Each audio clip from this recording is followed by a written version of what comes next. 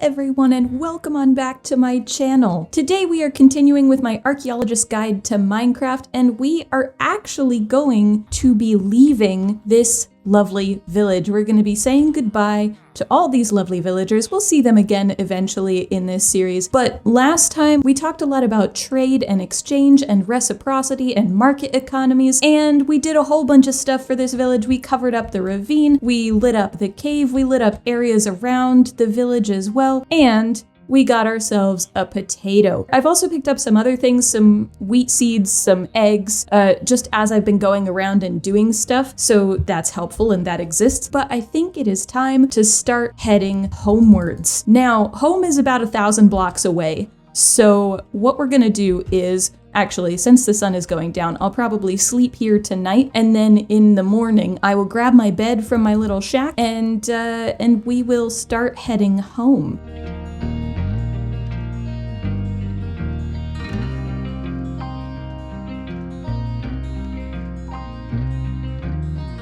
Oh my goodness, it is so nice to be home. Hello. Hello, home. Let's immediately just put our bed down. I gathered so much snow on the walk back because there was a lot of snow.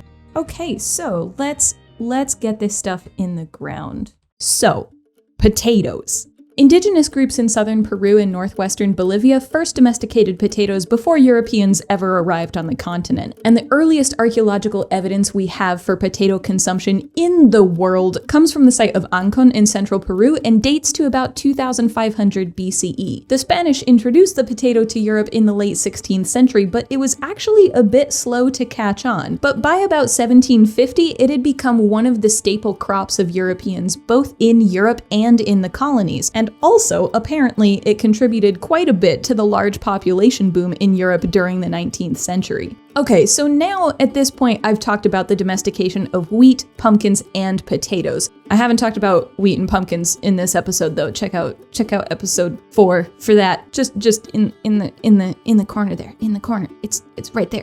You've probably noticed by now that all three, wheat, pumpkins, and potatoes, were domesticated in different places at different times. A lot of the time when people think about different advancements that humans have made, like agriculture or ironworking technology, which I promise we will get to soon, they tend to think that it was invented in one place and then spread out from there. And archaeologists thought that too for a very long time. There are whole theories about it, actually, and it's been a whole debate, and we're trying to move away from it, but some of us are better about it than others, and it's a thing. But here's the thing.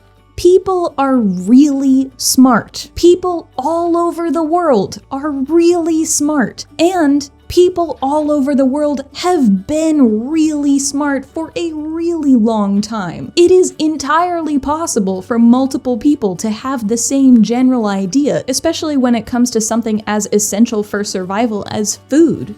Agriculture has a lot of independent inventions all over the world, and there are at least 10 or 11 recognized regions that are seen as centers of the origins of agriculture worldwide. So when we talk about the origins of agriculture, we're not talking about just one place. We're talking about a lot of different places and a lot of different people having the same general really good idea. And there's one big thing, aside from it being kind of invented or discovered or whatever you want to call it in multiple different parts of the world, there's another big thing, I guess, that I haven't talked about with agriculture, and that is that agriculture generally causes people and societies to settle down or adopt a form of sedentism. Societies that generally rely on wild sources of food through hunting or gathering or fishing, etc., tend to be more mobile because they need to move where the food is. Societies that tend to raise animals for food are also often mobile because depending on where they are, they're going to need to move to wherever there's food for the animals that they're raising. You just can't keep sheep in the same pasture for an entire year and expect them to be well fed. But societies that grow things like grains or vegetables or fruits tend to settle in one place for a long time. And that's because,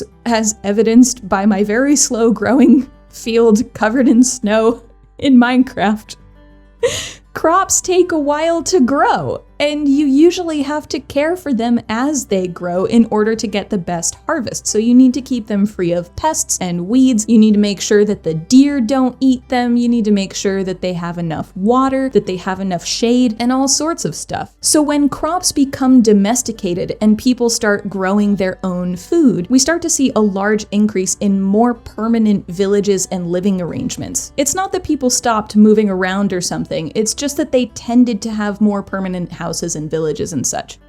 Okay, so we finally have all of our fields planted. We have pumpkins and then wheat, and there would be potatoes, but it was the first thing that I did, so it's fine, it's fine. Ignore the asymmetry. Hopefully I don't annoy too many of you. And then pumpkins, potato, and wheat, and then pumpkins, potatoes, and wheat. And then on this side, it's just alternating between wheat and potatoes. And we're still alternating because, as I said in the episode where we planted the wheat and the pumpkins, your crops grow faster if you alternate them in different rows. And then I also built this well here so that I don't have to keep going down the hill just to get some water. Here we've got some water in a well. And the reason that this doesn't freeze over is because it's waterlogged. So you can do this with the stairs and waterlog the stairs, and then your water never freezes over.